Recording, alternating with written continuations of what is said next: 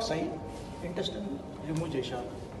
Almost all 99.9 guarantee లేదన్నారు.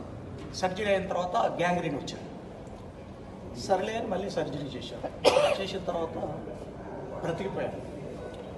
తర్వాత ఎందుకురా ఈ నరకం బ్రతుకుతున్నాను అన్నంత కష్టంగా ఉండేది. డాక్టర్ను మీట్ అయితే చేయగలిగిందంటూ ఏమీ లేదు. ట్రాన్స్ప్లాంటేషన్ లేదు, సక్సెస్ లేదు. ఇండియాలో కాదు, ఏ కంట్రీలో లేదు. ఇప్పుడు బెటర్ కాబట్టి ఉండండి. ఇట్లా ఒక 2 years తర్వాత మళ్ళీ ఇన్ఫెక్షన్ వచ్చి బాడీ 33 kg వెయిట్కి వచ్చాను.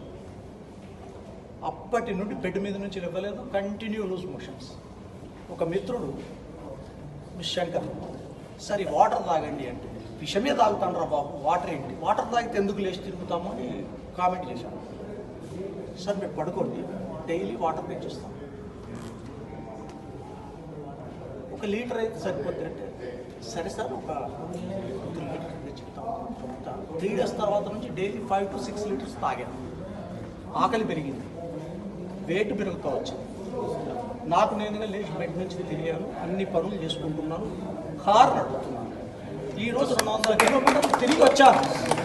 కేవలం నాలా సఫర్ అవుతున్న వాళ్ళకు ఇది చెప్దాము. Super super.